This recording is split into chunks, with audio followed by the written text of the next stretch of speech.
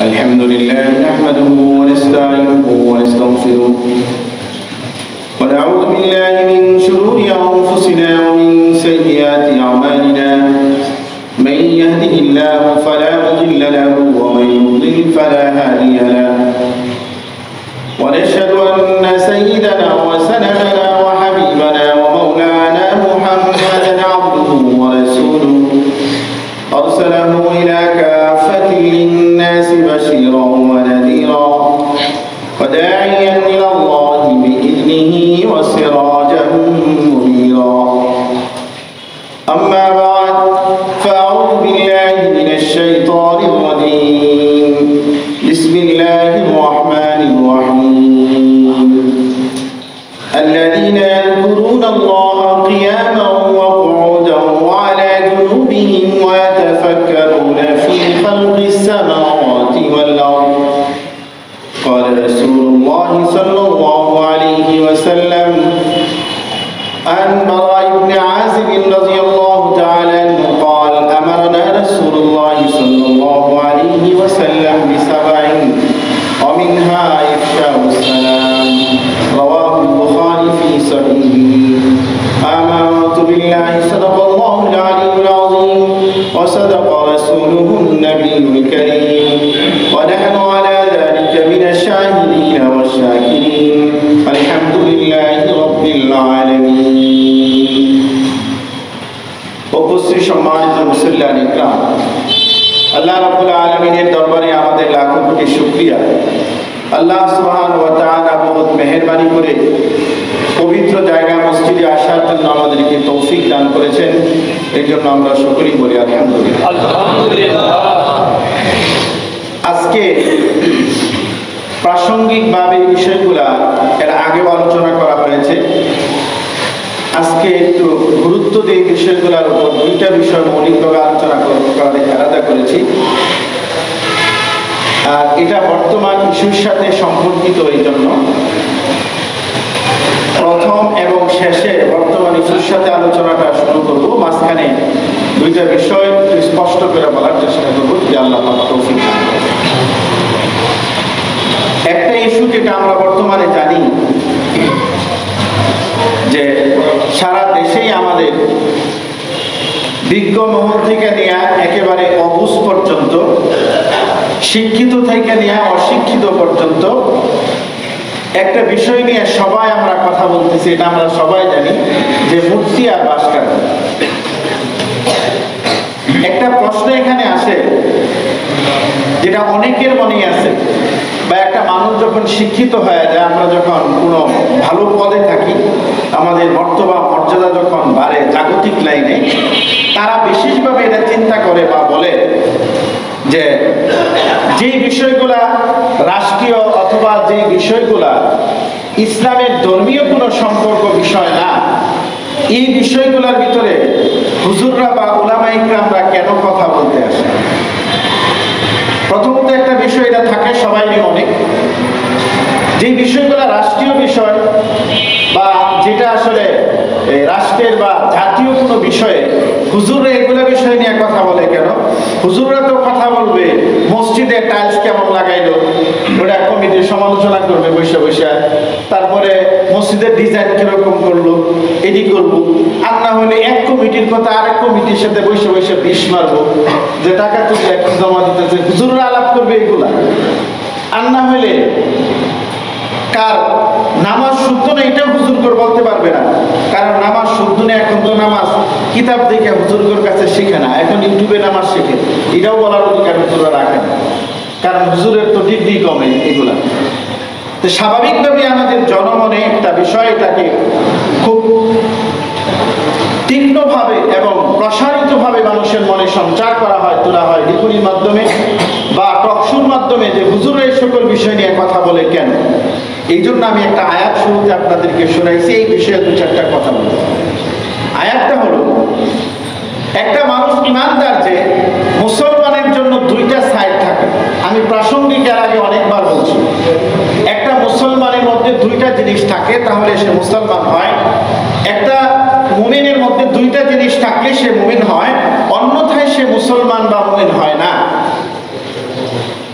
কুরআনুল কারীমে আল্লাহ সুবহানাহু ওয়া তাআলা স্পষ্ট বলছেন, যে আয়াতটা আমি আপনাদেরকে শোনাইলাম, আল্লাযীনা ইয়াযকুরুনাল্লাহা কিয়ামান ওয়া কুউদান ওয়া আলা জুনুবিহিম, একটা, ওয়া ইয়াতাফাক্কারুনা ফি খালকিস সামাওয়াতি ওয়াল আরদ, এটা হলো দুইটা।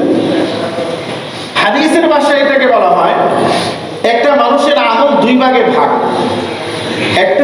একটা হচ্ছে আত-তা'যীমু লিআমরিল্লাহ, আর দ্বিতীয়টা হচ্ছে আশ-শাফকাতু লিখালকিল্লাহ। এই শব্দগুলো আমাদেরও মুখস্থ রাখা দরকার। আমলের দুইটা ভাগ। একটা ভাগ হচ্ছে আত-তা'যীমু লিআমরিল্লাহ, আল্লাহকে যথাযথ মর্যাদা এবং তাকে সম্মান প্রদর্শন করা, তার আমলগুলো করা এবং তাকে যথাযথ মর্যাদা দেওয়া। আরেকটা হচ্ছে আশ-শাফকাতু লিখালকিল্লাহ, আল্লাহর সৃষ্ট জীব মাখলুকের জন্য তাদের কল্যাণ কামনা করা, আল্লাহর মাখলুকের জন্য ভালো মন্দ বিষয়গুলোকে দেখা, এটাও একটা ইমানদার বা মুমিনের দায়িত্ব। আর আজকে যদি উলামায়ে ইকরাম যখন রাষ্ট্রীয় কোনো রুশানল অবস্থান তৈরি হয়, যখন নাকি যে রাষ্ট্র বা দেশ থেকে বা জাতির থেকে আল্লাহর রহমত বুঝা যাওয়ার একটা অবস্থা তৈরি হয়, আল্লাহর গজব আসার জন্য যে রাস্তাগুলো খোলা হয়, ওই সময় যদি তৎকালীন সময়ে উলামায়ে ইকরাম বা মুসলমান কথা না বলেন, তাহলে ওই সকল মুসলমান বা ইমানদার যারা আছে তারা প্রকৃত ইমানদার এবং মুসলমান নয়। যেটা কোরআনে বলে, ওয়া ইয়াতাফাক্কারুনা ফি খালকিস সামাওয়াতি ওয়াল আরদ, আল্লাহ সুবহানাহু ওয়া তাআলা আসমান জমিনের মাখলুক নিয়ে তাদেরকে নিয়েও ফিকির করা একজন মুসলমান এবং ইমানের দায়িত্ব কোরআনে বলতেছে। কিন্তু আমরা এটা বলি না। আমরা মনে করি হুজুররা মসজিদ নিয়ে কথা বলবো, ওই যে যেটা বললাম যে কমিটির একজনের কাছে যায় কেউ দেখছেন নেতা হয়েছে দেখি এরকম টাইলস লাগাইছে, আপনি কমিটির থাকলে এই টাইলস লাগাইতো না, পরে হুজুরের দাওয়াত খাওয়াবো 50টা টাকা দিয়ে দিব পকেটে। আবার এর সামনে কইব যে দেখছেন আপনারা নিয়ে কি কয় বাইরে এইটা করবো। এখন এটার মধ্যে তো আমরা কিছু মানুষ খুব বাইরে জড়িতই না, এগুলা শুনতেও যাই না বা দেখতেও যাই। এখন এই জন্য এই হুজুরের দায়িত্ব থাকবে, এতে বিষ মারবে। হুজুর কেন রাষ্ট্রীয় জাতীয় কোনো ব্যাপারে হুজুররা কথা বলবে?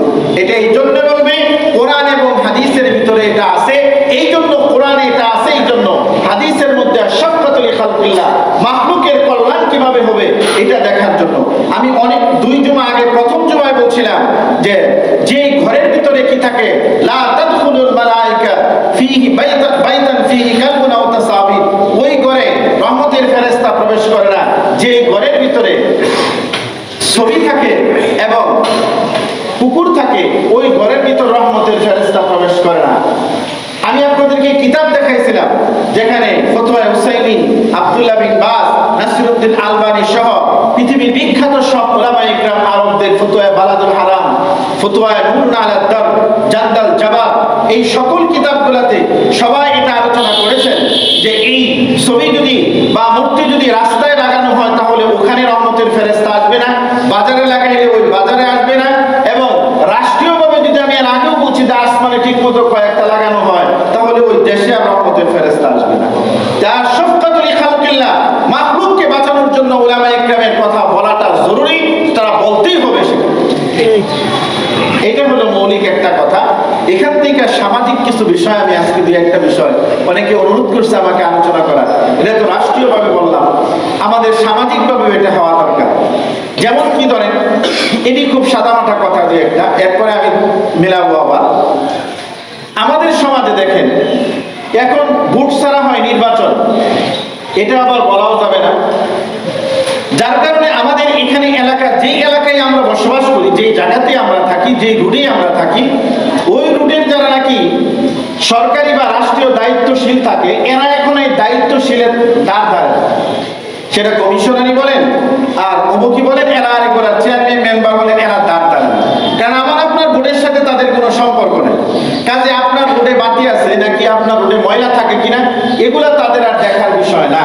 আমি আজকে আলোচনাটা এই জন্য অনেকে আবদার জানাইছে আমার কাছে এই একটা বিষয় একটু বলার জন্য, যে শাফকাতুল লিখালকিল্লাহ, মাখলুকের কল্যাণ কামনা করাটাও ইবাদত এবং ঈমানের অংশ। তাহলে আমরা যারা প্রত্যেকে যেই জায়গাতে থাকি, এই জায়গাগুলো যদি আমরা নিজেরা দেখি, যেরকম আমাদের এই এলাকায় আমাদের যুব সমাজ, কিছু স্কুল কলেজের ছাত্ররা, এরা উদ্যোগ নিয়ে আসেরা পর্যন্ত ঝাড়ু দিত। এতে করে বাসার থেকে কেউ 100 টাকা 50 টাকা কোনো কোনো বাসার থেকে দিতে হয়েছে। অনেকের কষ্ট লাগছে। দেখেন, ওরা আমার কাছ থেকে তখন টাকা নেয় না। ওরা যেদিন থেকে এই ঝাড়ু দেওয়া ময়লা ফেলানো বন্ধ করছে, ওই দিন থেকে আমি 100 করে টাকা দিই ময়লা ফেলানোর জন্য। খেয়াল করে দেখেন, তাহলে আমি যদি যে বাসায় থাকি, 3 ফ্ল্যাটের বাড়ি হয়ে যদি প্রত্যেকে 100 করে টাকা দিতে হয়, তাহলে এক বাসার থেকে 300 টাকা দিই। আমি 100 টাকা দিই, এই মাসেও দিছি। আমি নিজে 100 টাকা দিই। তাহলে আজকে যদি এই যে এরা যে খেদমতে খালক যেটা করতেছিল, এখানে আমাদের কমিশনারের না কার জানে বলে সম্মান ইজ্জত চলে যায়। এখন সম্মান ইজ্জত কাকে বলে? কেউ সম্মান মনে করে জুতা, কাপড় চোপড় সব খুলবে, জুতা খুলবে না, জুতা দিবে, জুতা ঢেকে রাখবে। কেউ সম্মান মনে করে মাথায় সব লেংটা হবে, কাপড় খুলবে না। সম্মান তো এইভাবে এক একজন এক একভাবে ভাগ করা যায় না। সম্মান তো আল্লাহ পাক যেটাকে সম্মান বলে, এটা সম্মান হয়। এই জন্য আমি আসলে যেটা আপনাদের কাছে বিশেষভাবে এলাকাবাসীর কাছে একটা উদাহরণ আহ্বান যেটা হয়, আমরা যে যে জায়গাতে থাকি ওই জায়গাগুলা এরকম সর্বতে খাল মাখলুকের ইবাদতের জন্য আমরা উদ্যোগ নিতে পারি। রাস্তাতে লাইট নেই, থাকে না, আপনি কোথায় পাইবেন? কারণ গুরুত্ব দেন নাই। কেন আসবে আপনার কথা শোনার জন্য? কেন আপনার কথা শুনবে? আর রাজনৈতিক প্রতিশ্রুতি, যেরকম আমার ক্ষেত্রে আমি এখন মনে করি মাদ্রাসার বা কোনো জিনিস প্রয়োজন হইলে, এটা আমি আজকে বলেই দিই, প্রয়োজন হইলে আমি সরাসরি কাউকে বলি না। এটা কেন বলি না? কারণ হলো আমি আলহামদুলিল্লাহ যারাই বলি, এক অবস্থা হয়েছে এমন, সেটা শহরের বড় লোক হোক আর ছোট লোক হোক, আমার সামনে না করবে সহজে করে না। এত সম্মান আমারে করে, সব কিছু দেয়া দিব, পরে আর কিছুই করবো না। এমনকি এটা আজীব হইবে, এই মসজিদ, আমাদের এই মসজিদ সহ কোনো কোনো জায়গায় কিছু কিছু টাকা আসছে, যেটা আগের প্রতিশ্রুতি, কিন্তু টাকাগুলা সরাসরি না দিয়ে আমাদের দেওয়ায় আফসোস, আপনারা আশ্চর্য হবেন, ওই টাকাগুলা ঠিকই দিছে, দেওয়ার পরে এমন কোনো প্রসেস করে আমাকে বিপদে ফেলায় রাখছে এরা, যেটা বহু লক্ষ টাকার সমস্যাতে তৈরি করে টাকাটা ঠিকই দিছে। আমি কিন্তু বলি নাই কখনো কাউকে। হ্যাঁ, এইটুকু আমার এটা আছে যে আমি যদি বলি যে আমার টাকাটা দিয়ে ঘর থেকে বাইরে দিব, আপনারা ইনশাল্লাহ এটা করবেন যে হ্যাঁ তা করব। কিন্তু দেখেন, সম্পর্ক আমি সব ঠিক রাখছি, কিন্তু টাকাটা দিচ্ছে ঠিক আছে। ওই যে এই জন্য আসলে সামনে বলা মুশকিল, একজনকে সরাসরি বলা যায় না। আপনাদের কাছে এটা আহ্বান থাকবে যে এই যে আমরা যে সকল প্রত্যেকে এলাকাগুলোর একটা উদ্যোগ নেওয়া দরকার। বাসাতে লাইট, রাস্তাগুলোতে লাইট নেই, চলাফেরা করা যায় না। কোরআনে বক্তব্য ইয়াতাফাক্কারুনা ফি খালকিস সামাওয়াতি ওয়াল আরদ, মুসলমান মুমিন সে হয় যে মাখলুকের দিকে তাকায়। তাহলে আজকে যদি আমরা 5 ওয়াটের 3 ওয়াটের যারা রাস্তার কিনারে বাসা আমাদের, যদি আমরা একটা বাল্ব লাগাই, তাহলে সন্ধ্যা থেকে নিয়ে শোয়ার আগ পর্যন্ত বা 12টা 1টা বা সকালে বন্ধ করি, তাহলে কয় টাকা বিল আসবে? সরকার আপনাদের কাছ থেকে যেই পরিমাণে বিল নিয়ে আজিব হইবেন, আল্লাহ পাক তখন সরকার পরিবর্তন করে বিল কমানি সরকার এনে দিবে, ঠিক মতো দেবে। সরকার আইন পাস করছে সংসদে, বিদ্যুৎ এবং গ্যাসের বিল যা খুশি তা বাড়াবে, কেউ কিছু দিতে পারবে না।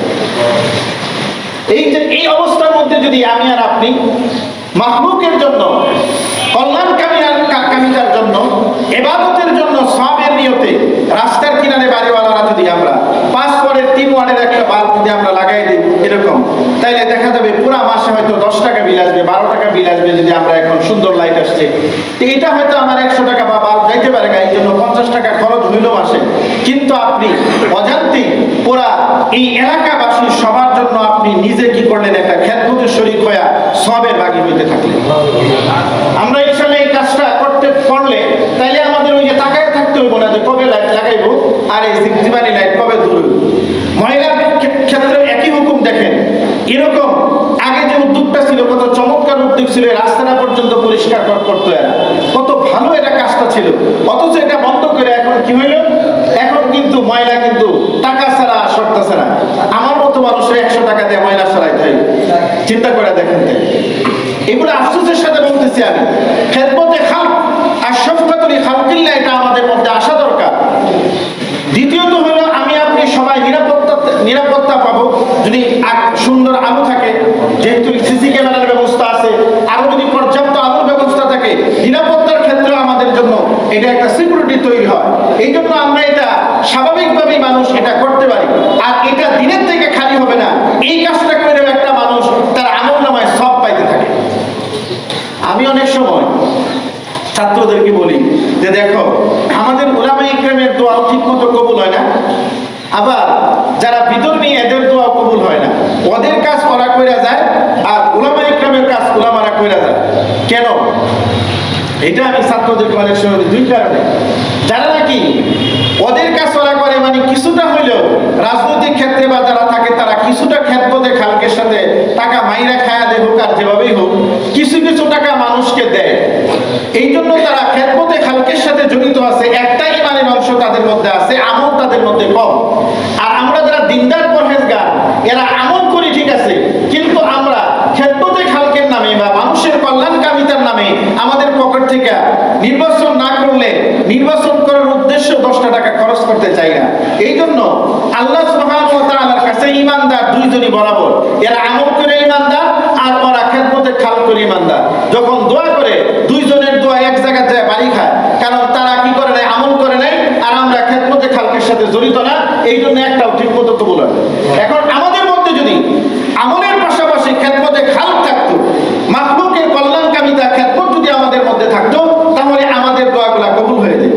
আবার ওদের মধ্যেও যদি এটা হতো যে তারা খেদমতে খালকের সাথে সাথে যদি তারা আমলের মধ্যেও জড়িত থাকতো, তাহলে তাদের দোয়াগুলা কবুল হতো।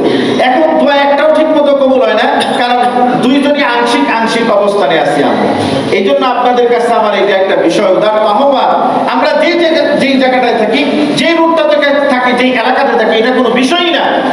আমরা যদি একজন মানুষ ময়লা ফেলানোর জন্য 100 টাকা করে দিই, তাহলে ওই রুটে আপনি হিসাব করে দেখেন 100 টাকা নোটারে 50 টাকায় যদি আমরা আনি, তাহলে দেখেন কত টাকা সেখানে আসবে।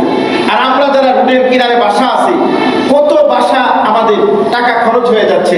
আমাদের এই অনেক সময় মোটরগুলা সাবমার্সিবল পাম্প সারা আছে, 3 মিনিট 5 মিনিট সেটা আমাদের অজান্তে পানি তুলে দিতেছে। আপনি হিসাব করে দেখেন, একটা সাবমার্সিবল পাম্পে যদি 3 মিনিট 5 মিনিট আমাদের অজান্তে পানি করে বন্ধ করার মনে না থাকে, তাহলে কত টাকা খরচ হইতেছে। আর একটা বাতি যদি আমরা 3 ওয়াটের 5 ওয়াটের লাগাই দিলে কয় টাকা খরচ হবে। অথচ আমাদের এখানে একটা খেদমতে খালকের নামে একটা সব আমাদের আমল নামায় আসতে থাকে। এই জন্য আমি আপনাদের কাছে আবার একটা আহ্বান রাখবো, যারা এখানে যুবক ভাইয়েরা আছে, যুব সমাজ যারা আছে, তারা আবার এরকম উদ্যোগ নেন। ইনশাল্লাহ এটা উদ্যোগ নিলে হয়ে যাবে। প্রত্যেকের জায়গাতে আমরা নিজেরাই ব্যবস্থা করে নিব, অন্যের দিকে তাকানোর দরকার নাই। আল্লাহ সুবহানাহু ওয়া তাআলা এর জন্য আমাদের আমল নামায় সওয়াব দিতে থাকে। একটা বিষয় আমি পরে বলতেছি। এই জন্য উলামায়ে ইকরামের দায়িত্ব হলো, তারা যেমনটা আমলের কথা বলার কথা, ঠিক জাতিকে বাঁচানোর জন্য তাদেরকে এই কথা বলার কথা ছিল। এই জন্য উলামায়ে ইকরাম মূর্তি বা